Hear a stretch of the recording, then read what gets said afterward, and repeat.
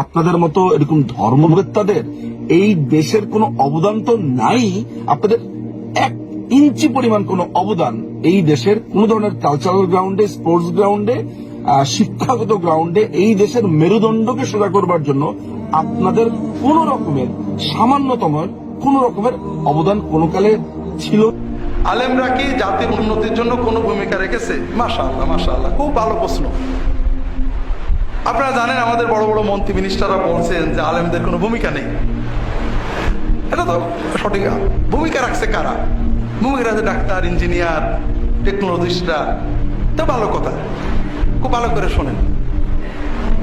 Japan নাম শুনেছেন? নাম শোনেননি? উন্নত দেশ না অনুন্নত দেশ? উন্নত দেশ। জাপানের ভৌগোলিক সীমারেখা আমাদের মতোই, মানুষজনও প্রায় আমাদের মতোই। পার্থক্য হলো জাপানের অধিকাংশ মানে পাহাড় পর্বত আর ভূমিকম্প হয় খুব, কৃষি জমি কম।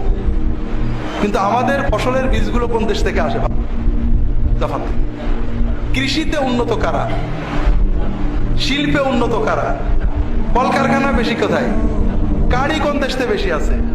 কম্পিউটার, টেকনোলজি সব কোন দেশে বেশি? আমেরিকার সাথে পাল্লা দেয় কোন দেশ? তাহলে ভৌগোলিক জনসংখ্যা প্রায় এক, দেশের সব প্রায় এক, তারপরও গরিব দেশ আরেকটা আছে। 1945 সালে আমাদের এই দেশটা ছিল সমৃদ্ধ। আর হিরোশিমায় বোমা ফেলার পরে, দ্বিতীয় বিশ্বযুদ্ধের পরে জাপান কি ছিল? ফকিরের পরেও তো ফকির, কিচ্ছু ছিল। সেই দেশটা এখন বিশ্বের বড়, আর আমরা সবচেয়ে নিচে গরিবদের একটা। এটার জন্য রোগ বের করেন তো, বলেন তো এটার জন্য সবচেয়ে বড় দায়ী কে? কারা? আলেমরা, তাই না? না, এটা বের করেন না, আমি বের করে দিই। দুর্নীতি। কোন সরকার কোন দেশ উন্নত কোনো অবনত করে না, জনগণ করে। সরকারকে দুর্নীতি মুক্ত একটা ব্যবস্থা রাখতে হবে। যোগ্য লোক চাকরি পাবে, দুর্নীতিতে চাকরি হবে না, দুর্নীতির শাস্তি হবে। যারা বিনিয়োগ করতে চায় তারা স্বচ্ছ বিনিয়োগ পাবে, মালপত্র খালাস সবকিছু স্বচ্ছ হবে। দুর্নীতি নিয়ন্ত্রণ করেন, 0 না হলেও 10% নিয়ে আসেন, একটা জাতি হুমু করে উন্নত হয়ে যাবে। কারণ আমি তো আমার টাকা কষ্ট করে বড় লোক হবো, শুধু পরিবেশ সরকারকে নিশ্চিত করতে হবে, ঠিক না? এই যে দুর্নীতি আমাদের দেশে, পুকুর চুরি, সাগর চুরি, মহাসাগর চুরি, এটা 90% আলেমরা করেন, ঠিক না? হ্যাঁ, অন্তত 80% আলেমরা করেন। হ্যাঁ, কারা করেন? এই ডাক্তার, ইঞ্জিনিয়ার, কবিরাজ, বুদ্ধিজীবী, টেকনোলজিস্ট, এদের ইতিহাসটা কি? এদের ইতিহাস হলো, খুব ভালো করে বোঝেন, আমি বিশ্ববিদ্যালয়ে পড়াই। একটা টেকনোলজি ডাক্তারকে তৈরি করতে, একটা এক্সপার্টকে তৈরি করতে জনগণের ট্যাক্সের কয়েক কোটি টাকা খরচ হয়েছে। আপনারা বুঝতে পারছেন? জনগণের ট্যাক্সের কয়েক কোটি টাকা খরচ করে ওই মানুষটাকে তৈরি করা হয়েছে। ও এখন নিজের যোগ্যতা দিয়ে কোটি কোটি টাকা লুট করছে। আর একজন আলেমকে তৈরি করতে জনগণের ট্যাক্সের 1 টাকাও যায়নি। এই গরিব ফকির মিসকিনরা 2-1 টাকা করে দিয়ে দিয়ে তাদের স্বেচ্ছা দানে এই আলেমগুলো তৈরি হয়েছে। এখন তাহলে আমরা যে অনুন্নত আর জাপান যে উন্নত, এর বড় রোগটা কি? বড় রোগ কি? করাপশন, ঠিক না? এই করাপশন আমাদের সমাজে কম করে কারা? মনে করেন একটা ডিসি করাপশন করে না, একটা এসপি করাপশন, একটা জজ করাপশন করে না। এদের কিছু বৈশিষ্ট্য আছে, বলেন তো কি? হ্যাঁ, কথা বুঝেছেন?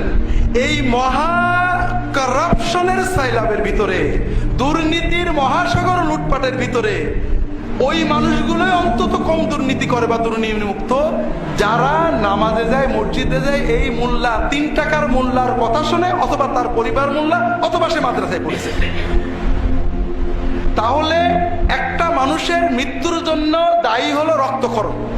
কেউ অপারেশন করছে, কেউ কাটছে, কেউ ওষুধ দিচ্ছে, কিন্তু রক্তক্ষরণ বন্ধ না হলে সে বাঁচতেছে না।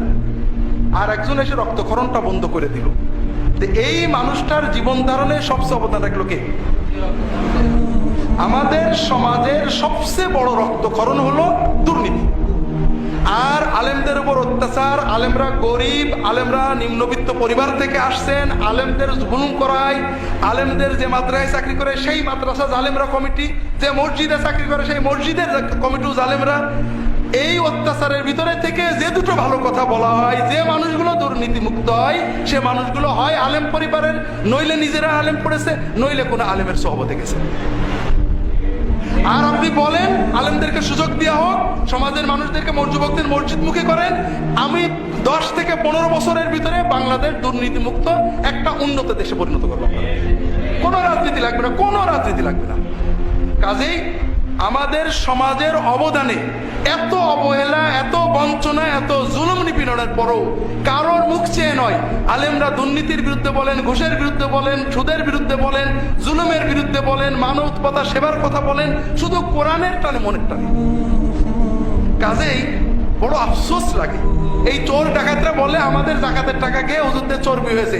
আরে মিয়া, তোমার জাকাতের টাকা তো মানুষ তো ইচ্ছা করে দেয়, তুমি জনগণের কোটি কোটি টাকা লুট করে তোমার চর্বি বানাইছো, সেটা কোথায়? এই কথা বলার লোক তো নেই।